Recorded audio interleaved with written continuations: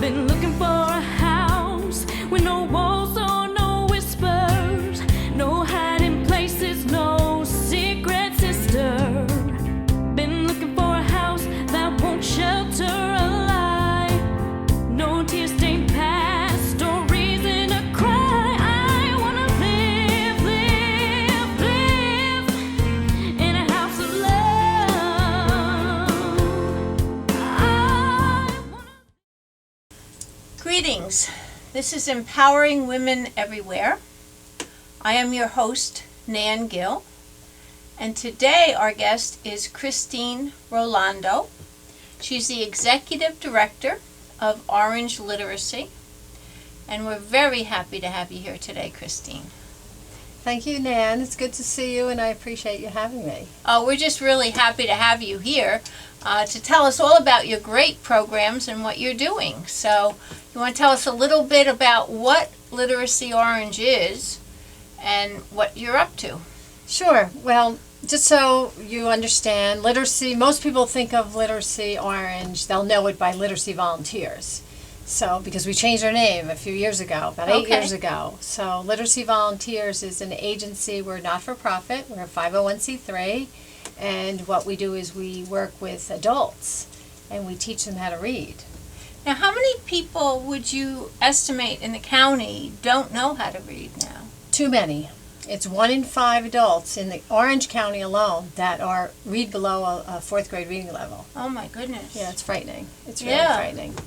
And what programs do you have available? Oh, we have lots of different programs, but our primary program, our staple, is we do, well, let me back up. Adults aren't always so prone to pick up the phone or to raise their hand or walk to the door and say, hey, I can't read. It's very embarrassing, and they don't feel good sometimes about it. So it does have a stigma, but really, if you were never taught how to read, how would you know? Exactly. So our main program that we do is one-on-one tutoring. So our students are matched with an adult tutor, and we train our tutors. And once we train our tutors, then we match them with the student, and they meet once a week for an hour or so, and then we ask for a year commitment from them. Okay. Yeah. So if somebody doesn't know how to read and they're an adult, they can just call your office, and it's all confidential. Correct. It's all confidential. And they can learn how to read. Yes, and they can learn how to do other things. Sometimes it's something as simple as reading a child's homework, or, helping their child with their homework, or reading a book to their child. Like things like that. I mean, just think about it. If you went down the street and you couldn't read a street sign. Yeah. It would be dangerous. Yeah, and it's dangerous, and it costs taxpayers a ton of money when we have people that can't read their medicine bottles or their instructions. Right. So is this a free service? Yeah, this is a free service. We don't charge our readers, our learners at all. Okay. And you work with volunteers to teach? We do work with volunteers, and a lot of our volunteers are actually retired teachers. Okay. So the pool of tutors or volunteers are highly educated. Many of them have master's degrees and above. So it's pretty, a knowledgeable group of people that know how to teach. But I'll back up. If you don't have to have a master's or a teaching degree to be a volunteer either. You can just say, hey, I'm a willing person, because you just want to help. Yes, and we will train them how to do that. Good. How long is the training? Training is, well, actually that's a good question, because the training, I was just telling somebody before I came here, the training used to be 26 hours. Wow. And we've streamlined it now down to approximately 12 hours. So especially when, the orientation and the other piece, we've kind of condensed some of those things, because it's very difficult sometimes to get someone to be able to commit to 22 Saturdays and 2 long nights, Right. So, and we also are fortunate because we've been able to put it online now. So if someone wanted to do the training through the comfort of their own home, they could. Right, so if you're a retired teacher or just someone who's retired or someone maybe that's working part-time and you want We to need participate you. and, We do. and volunteer and become involved with a great bunch of people that are doing great things in the county, just give Christine a call. What's the best number to reach you? Oh, Okay. 845-341-5460. That's 845-341-5460. And that's the same number to call if you want somebody to help you. Correct. And you don't have to not know how to read at all. If you just know, you need help or you need to, some extra practice with reading or something like that. Yeah, sometimes people will call and we're on some website because I probably get 3 or 4 phone calls a week, them saying, hello, do you teach GED? So although we don't, and they don't even call it GED anymore, it's the high school equivalency, Right. but we don't actually teach that. But let's just say a student's preparing to take that high school equivalency. Right. And they go into that class, they sign up and they say, oh my, this is very, very difficult. Right. That's when they would call us. And we would help them with a tutor, matching them with a tutor. Right. So this is a free service. You don't have to not know how to read at all. If you want to go and get your GED or you want to go on with your studies and you didn't get that learning when you were in high school or in the regular school system, you can actually learn how to read sufficiently to be able to take college courses. Exactly. Yeah. So it's a Exactly. great program, and being involved with the other volunteers is something to lighten your day. Yeah, it's rewarding. As the tutors always say, they make lifetime friends with their students. It's lifetime for some of them. And, some of our learners are from other countries. Some of our learners are right here as our neighbors. And you never know. You never know. And next time you go into a library or you go into perhaps a diner and you see 2 adults, maybe with a book in front of them, that's probably what they're doing. They're working together to learn That's to really read. cool. Yeah. Now, do you work with children as well? We don't work with children primarily.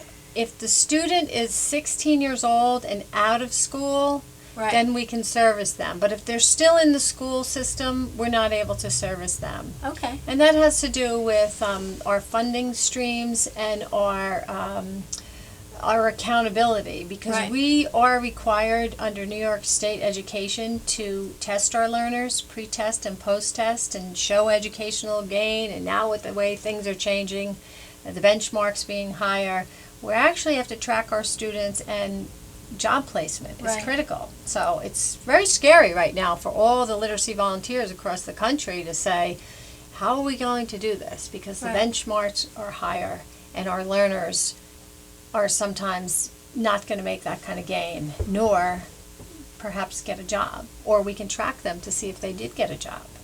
Right. Well, I really think that system has to be reversed. I'm with you. Because it's like saying everyone's watching TV and playing video games, and let's blame the teachers for the kids not learning. Exactly. So, Exactly. it just doesn't make sense. Doesn't make sense to me So- either. And I hate to say this, but no child left behind. Well, guess what? Some of them didn't get left behind, and what happened is they dropped out. Right. And now they're adults, and they're walking through my door or a literacy door and saying, hey, can you help me? I can't read. Yeah. And it's kind of scary and embarrassing, like I said earlier, embarrassing for them, Right. you know. How do you get your funding? Oh, I beg. I beg. I just Okay. came from county executive's office asking our county for money. We do get some funding from New York State Education. Okay. Private donations.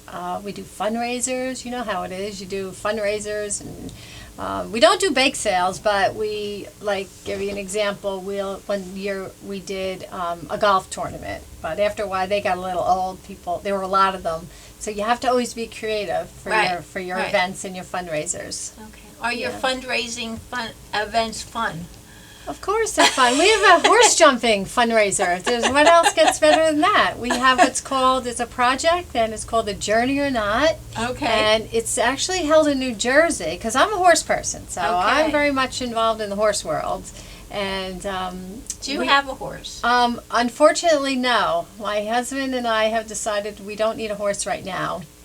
But I actually manage a horse because Literacy Orange has a horse. And Oh, we have a horse that's literally jumping around on behalf of a cause for literacy.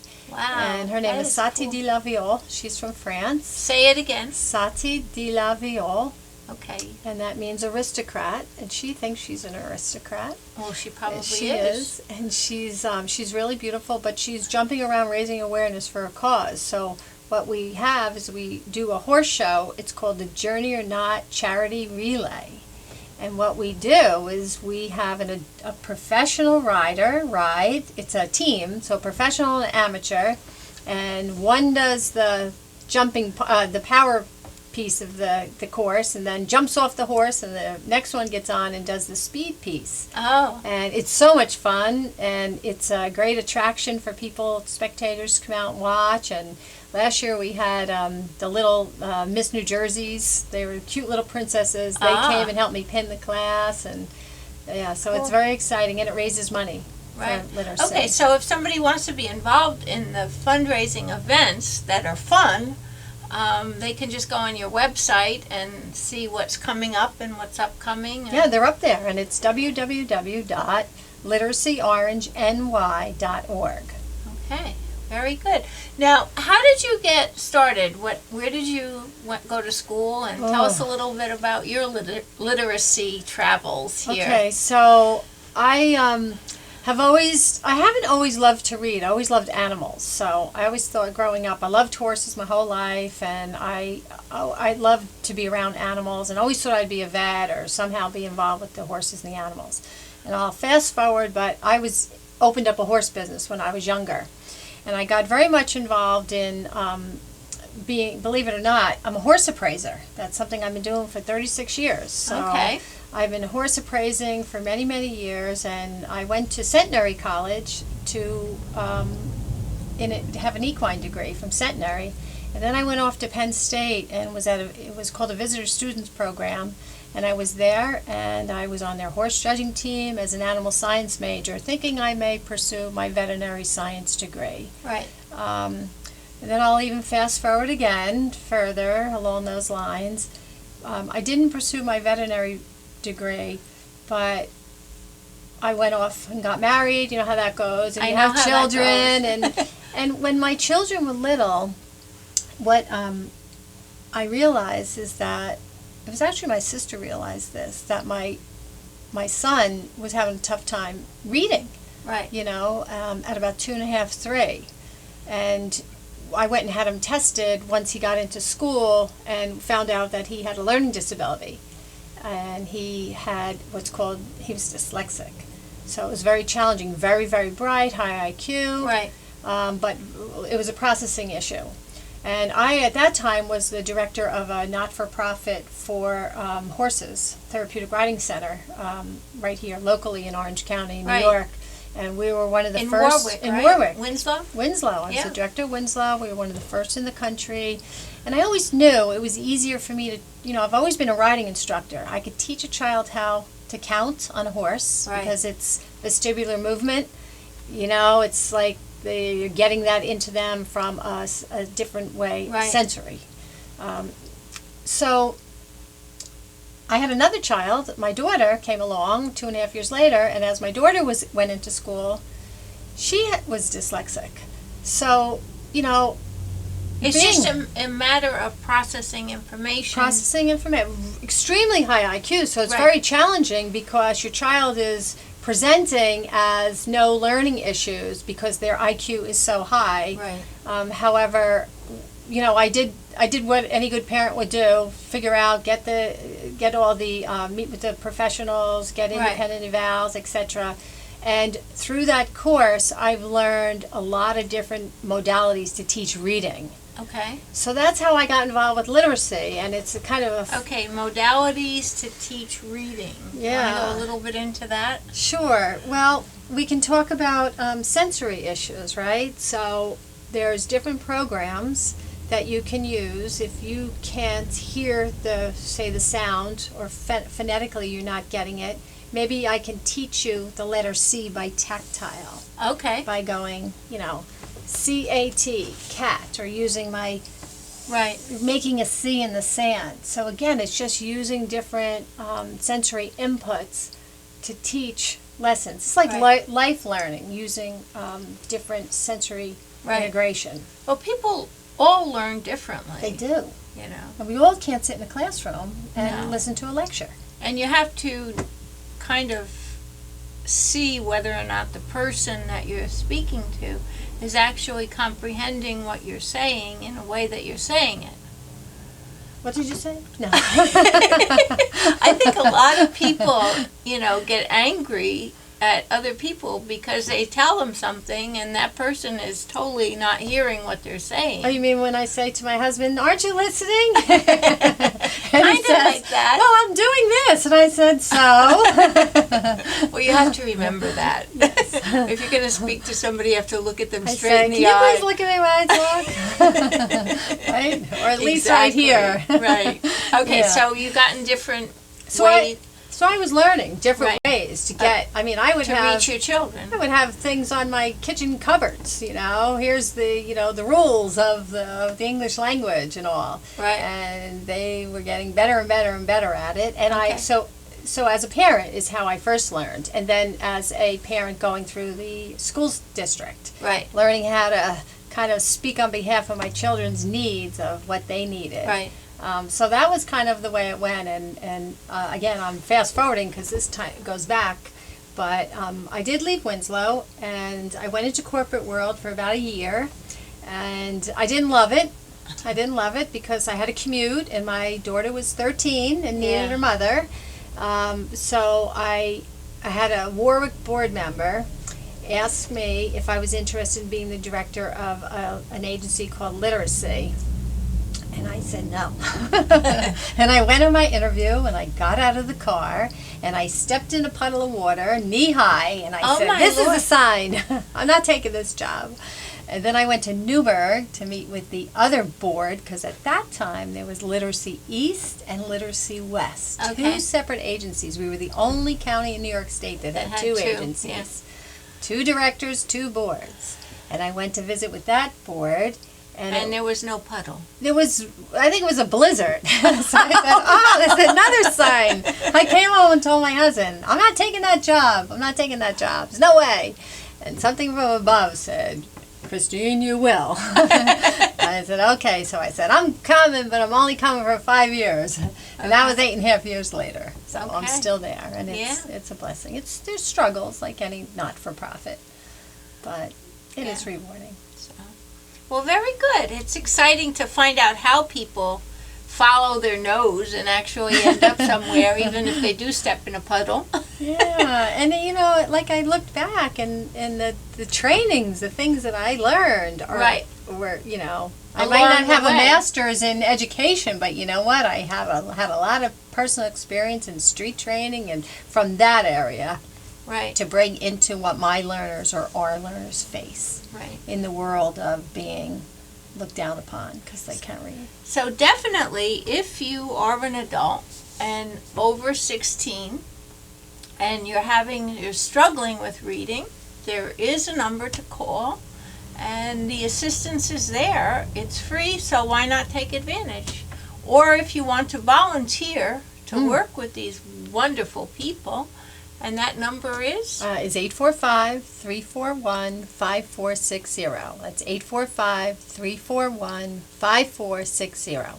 Very good. And check out her website for all her upcoming events, which is? LiteracyOrangeNY.org.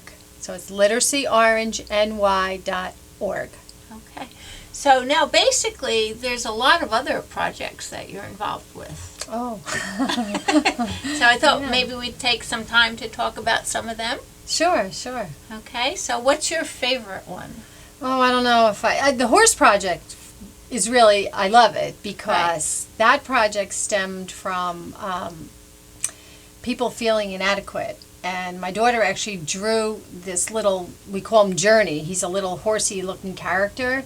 So it stemmed from children being looked upon differently because this little horse is very different. Right. He's very upright in his pasterns. He's got a sway back. He's got a short little tail. And it came from being, embarrassed as a different type of learner. So it's a whole project which started maybe almost 5 years ago, that birthed the idea. So now to see that to come to fruition through people, through the horse show, and people jumping around on behalf of a cause to raise funds, and people stopping and saying, wow, I didn't know 1 in 5 adults in our county can't read. I had no idea. So, like, we're in a different world. When you go to a horse show, it's a different world than the streets of, where my office is in downtown Middletown. Right. So I go into a whole nother world of people that they're saying, I can't believe there's 38 million people in the United States that are illiterate. You're kidding me. How does that happen? Yeah. So that project is kind of a different approach. Okay. So this little horse, what's his name? His name is Journey. Journey. His name is Journey. Yeah, he's not real yet, but someday, kind of the vision is to have perhaps a contest of the real Journey coming to fruition. So well, you could do like kids drawing. Yeah, right. Like have a drawing contest. Well, we're working on a book right now. Okay. Working on a book with him, and I can't tell all the secrets, but I finally found the illustrator. Okay. To work on this book. So Good. I've actually met with her twice so far, and she's started the storyboards. Now you have another project that I know about, which is called SOAR. SOAR, yeah. SOAR is a women's conference. So we do it every other year, and it stemmed from similar to this project. Women, not that men can't join us, of course, but the opportunity for women to come together, spend 2 days together, and do some self-development and learning from a variety of different presenters. Now, you had one last year. You want to tell did. us what kind of programs you had? A woman her name is Debbie Dickinson. And some people might know who Debbie Dickinson is because Debbie Dickinson was a very, very famous model. And I didn't realize this until till someone introduced me to her, that there weren't always supermodels. So I said, what do you mean she was one of the first supermodels? So Oh, okay. she was one of the first supermodels, and she was on Vogue, and she was in Europe, and she was on there's a famous picture of her with Christy Brinkley. She showed it at the event, and it was the symmetry of the two of them laying on lounge chairs at this pool. Right. And apparently that was I think it was on the cover of Vogue, perhaps. But she spoke about the challenge of being a woman in the industry that she was in, Right. and then she, of course, she retired from her modeling days, but she moved into marketing, and she has a marketing agency. Right. So she was another one of our speakers. So we had some really cool people. So you have a lot of projects A lot of projects, yeah. that are going Yeah, on. all good though. All Cool. good, yeah. So, you said something about your son and about the work that you're doing with brain injury. Yes. You want to tell us a little bit about that? Sure. Well, as I was saying, my son was very, very bright, and in junior year, we were fortunate enough with someone introduced me. He played football for Warwick. Struggled academically, but played football, was an incredible athlete. And he had an opportunity to go to Fort Union Military Academy, which is in Virginia. So he got to play football. And it was even a postgraduate school for like Plexico Berez, I think that's how you say it, from the Giants, Eddie George. So it was this really interesting school. But what happened was when Ryan went to this all-boys prep school in Virginia, he excelled because it was one subject semester for 6 weeks. And so they delved into history for 6 weeks deep. It was a very small classroom, small ratio. And he had to get up at 5 o'clock in the morning and make his bed in 6 minutes and shine his shoes and hang the flag. So that military experience, I always remember him saying to me, Mom, you drove me to the backwoods of Virginia and you dropped me off and left me there. So, and you did. I did. And you couldn't talk to them for, I think, 3 weeks. You couldn't talk to them. Oh, wow. But it was really a great experience for him. Came home one weekend and drove a motorcycle down our driveway to sell it because he hadn't even been riding it much, and he crashed at the end of our driveway Oh my Lord. on his 21st birthday. And unfortunately, he broke his back, and he had what's called a TBI, a traumatic brain injury. And it was a dreadful experience. So you work with the brain injury recovery, right? I do. I work with the Brain Injury Association of New York, and this year we're going to do the walk over the Hudson as we have in the past. We have a team, and where Ryan, my son, now that he's a painter, is providing these cool little lions. They're like his logo, because one of the things with Ryan was, remember, he was the social kid in Warwick. He was Ryan would think nothing about wearing, a blue sock and a red sock and switching out his clothes, and then all the kids would follow him. Right. But things changed after this accident. He Right. says, I'm not going out. That happened for a while. Wow. So, kind of clicked. So he made this lion, and this lion is all about courage and encouragement, Right. and about you can do it. So it's his gift to the Brain Injury Association. They're going to be in all the bags. And my daughter, Macaulay, is going to run on their team for the New York City Marathon this year. So Very a cool. lot of good stuff. There's a lot of good stuff happening. Yeah. So if you want to get in touch with Christine and find out more about everything that she's involved with, just give her a call. Her number is... I'm going to give a different number just in case. Okay. 845-494-6257 for that project. It's 845-494-6257. So become involved, whether it's with Literacy Orange or with the Brain Injury Association of New York, or just become involved with Empowering Women Everywhere.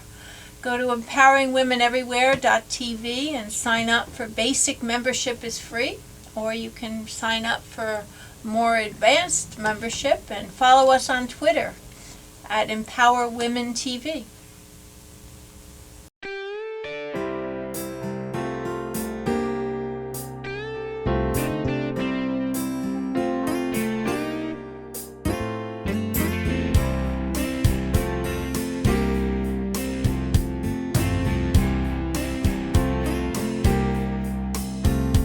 I've been looking for a house with no walls or no whispers, no hiding places, no secret sister. Been looking for a house that won't shelter a lie, no tear-stained past or reason to cry. I wanna live in a house of love. I wanna live.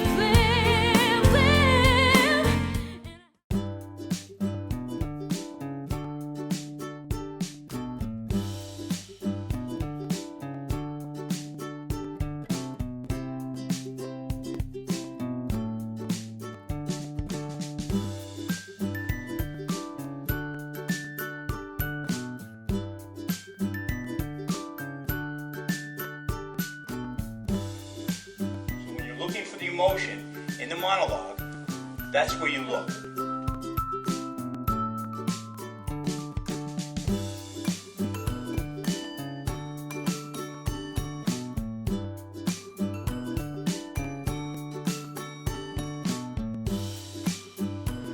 You are a dog. This is my toothbrush. I brush my teeth with it. You don't because you are a dog. You want to make the move so that it's a natural move. It's not going to be something like, oh, I'm getting out of his way just so I can find my space in the camera.